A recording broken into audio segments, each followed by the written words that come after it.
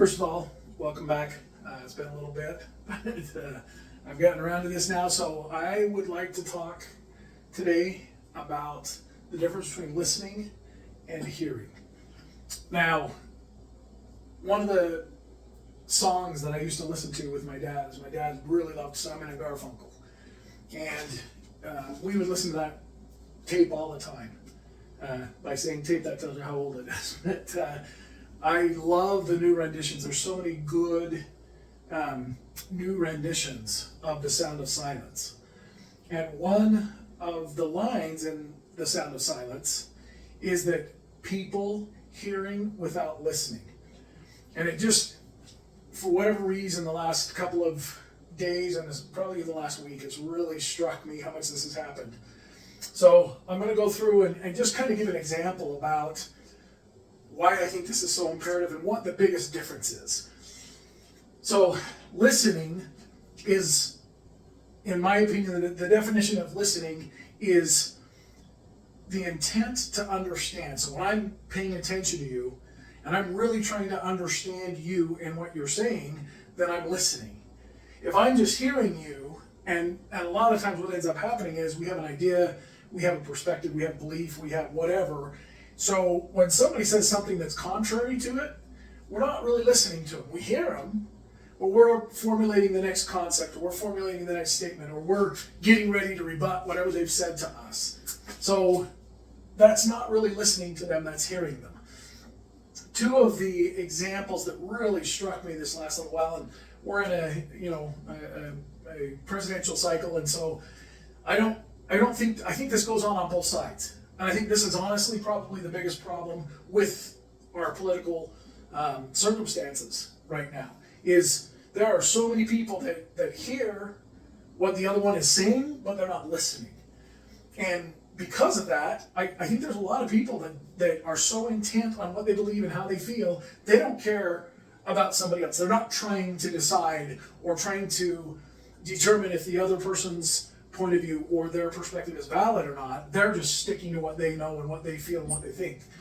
So the two examples that I'm going to give you are, and I'm going to give you an example on both sides.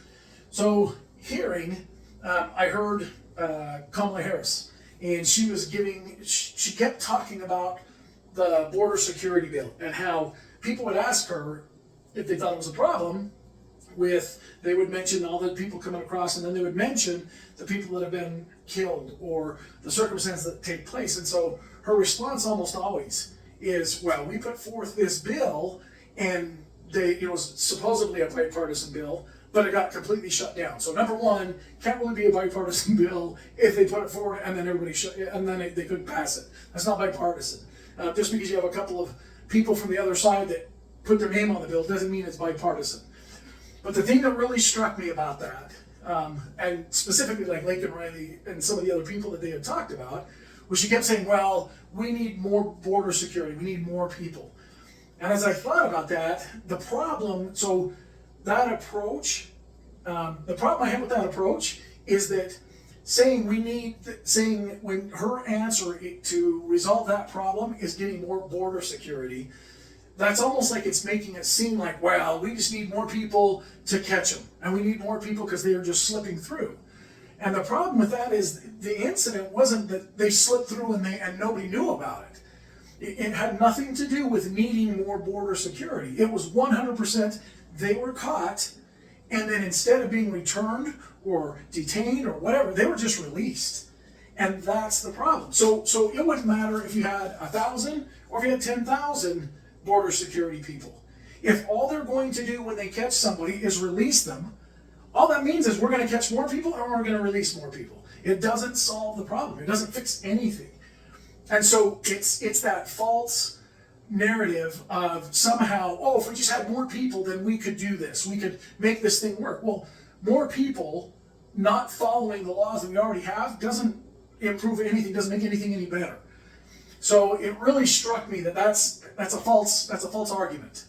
So on the other side of that is I was listening to, and it's not the whole thing. I just wanted to kind of listen in a little bit to Buck Sexton. So every once in a while I'll listen to him, and he went on Bill Maher. So Bill Maher, I don't listen to him. It's not something I do a lot.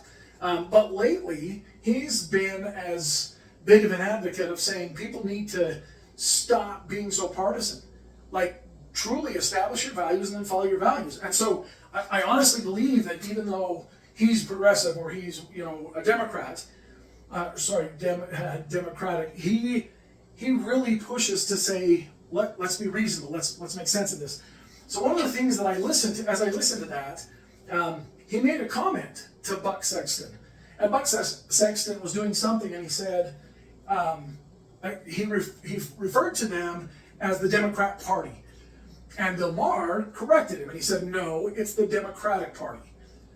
And Buck Sexton was like, oh, I've never heard that. And and as he said that, Bill Maher was like surprised. He acted really surprised that he would say that. He's like, are you serious? He's like, yeah, I've just never heard that.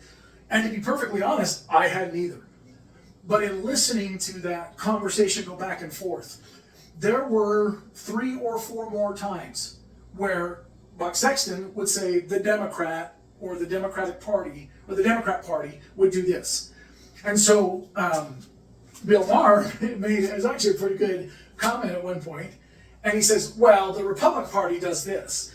And so as soon as he said that, it imprinted even more strongly in my mind the fact that he wasn't being listened to.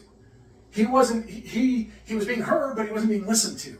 Because it was a big deal. It was something that you could tell bothered him. And there were people around that also it bothered them. And I don't think that's an irrational thing. I think their point is, and he made a comment, something like, I don't know why that's supposed to be such a dig. So I don't know that it was intended to be a dig. I think it was just ignorance, not realizing how much that bothered people. But there again is the point. Buck Sexton is somebody who 100% is a voice for Republicans. He's a voice for millions of people listen to him. And so it struck me that he should know that. He should know it's the Democratic Party. He should, and not just that, but he shouldn't dismiss that. He shouldn't be dismissive of the fact that that's important to them. And it immediately struck in my mind when Bill Maher said, well, that's what the Republican Party does. Because I realized, oh, that doesn't sound right at all. And I can only imagine that it sounds the same to people on the Democratic side. And so I'm trying to work into changing that terminology and changing that reference, because I think that's part of the problem. People on both sides feel like the other side doesn't care about what they think, doesn't care about how they feel. They don't care, or they think it's irrelevant, or they think it's irrational, or there's all kinds of things that minimize or devalue the other person's perspective. And the problem with that is always, if you're trying to find common ground, if you're trying to get somebody to understand you, but you say to them, look, I don't care if I understand you or not, I just care if you understand me. That's not right. That's part of the problem. That's why people don't get very much common ground anymore. Because both people they only care about what they think, they only care about how they feel, they only care about what their perspective is. And so I don't think there's very many people anymore that are, or not as many, who are trying to understand each other. And I listen to some talk show, not a lot, but I've listened to some talk show people, and they're very critical. And be that, people that are on the Republican side or people on the Democratic side, it's insulting each other. And the thing that they keep forgetting is most people are not who the party is. They're not who the leaders are. The leaders are extremists. The leaders are, they're the ones that are power hungry. They're the ones that are more concerned with themselves and selfish, and they want to be more, and they want to have more money, and they want to make more money. Most people they just want to live better. They want to make a living. They want to support their family. They just want to be happy. And so it's that pursuit of happiness that I don't think it's irrational or unreasonable that just because somebody thinks differently, or they approach, or what makes them happy is different than me. That doesn't mean that it's right or wrong. It's just a different approach, and it's a different value system. And so I think if our goal is to get to understand one another, we have to start caring about the other person. We have to start caring about what they think and what they feel and why they do. Why do they feel that way? Why do they think that way?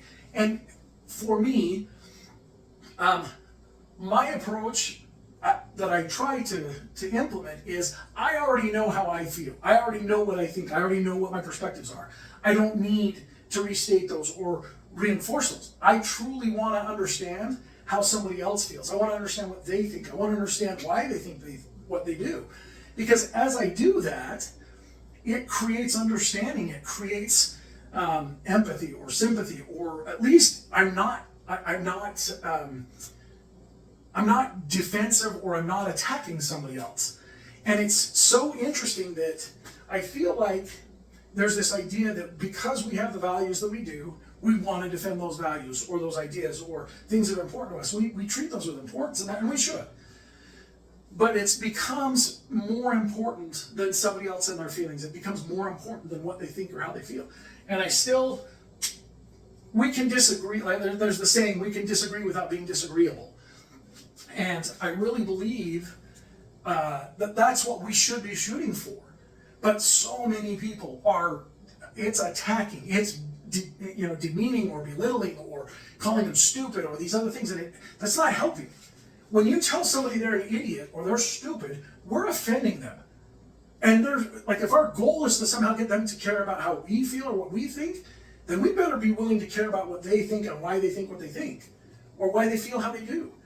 And again, I don't think I will ever forget, as I listened to an Indeed advertisement, and it was an individual that was transgender, and that transgender individual, I watched as he or she, or I guess he said it's they, them, I watched as they were trying to get ready for a job interview. And it didn't matter. The irony to it is, apparently it didn't matter what the job was, they were qualified for it, as were other people, but the focus of that individual was not even about their qualifications of the job. Their issue, their fear, their worry was about how they were going to be perceived. And it just struck me as I watched this individual battle over, what do I do? What do I say? How do I feel? Just the difficulty of that. And it honestly, it made an impression in my mind that it doesn't matter. I don't care if my morals or my values agree or align with somebody else. It doesn't matter. I don't expect anybody else to have my morals or values. If they choose to, great. But I'm not trying to push somebody into my value system or my moral system. I just want to care about people. I want them to know I care about what they think about. I care about how they feel. And all I could think for this individual was, how hard must it be to, on top of going in for a job interview, we had an individual that I know, she was talking about how getting prepared for this job interview, and it just scared her. And she literally just broke down in tears as she talked about how difficult it was for her to prepare for this job interview. And it just made me realize we're all trying to do the best we can. We're all trying to figure it out. We all want to live somewhere where we can be who we are. We don't want to feel oppressed. We don't want to feel belittled. We don't want to feel berated. We don't want to feel criticized and attacked. Unfortunately, our society is becoming more and more that way. And while I will say that there's only so much you can do about society, you can 100% do something about you. You can evaluate yourself and ask yourself, am I participating in this, or am I trying to stop it in my own life? Am I guilty of being one of those people that's doing that, or am I trying to help? And it's up to you, where that value system is and what is and isn't acceptable. All I can say is, I feel like the key to most people is caring about what they think and how they feel. Letting them know that you care. And that whatever those things are, that's secondary to the fact that they're an individual. Secondary to the fact that they're your neighbor. Secondary to the fact that you love that individual and you want them to be happy. So as you go through this, hopefully I'm going to start doing more of this, where I'm going to put up the actual counterfeits. So to me, listening is the true thing that we should be doing. This is how you effectively have communication. Hearing is not communicating. Hearing is just hearing somebody. Listening is the basis of communication. So if you want to be a good communicator, and if you want people to understand and care about what you think and feel, return that. Care about what they think. Care about how they feel. Care about what you're doing, because this is how civility gets restored. This is how people start uniting again, as opposed to being considered as enemies. Anyway, I hope this helps. I hope you find this valuable, and if you do, please subscribe. I really appreciate that, and like this if you like, and then especially, could you please share this with other people if you feel like this is a valuable or a relevant thing. And I know it's probably, I'm not necessarily doing the best job of communicating it, but I really appreciate if you would share this with other people, help them kind of think about these things, and then again, just allow them to determine for themselves what they need to change or not, and hopefully, we all can become better people. All right, have a good night.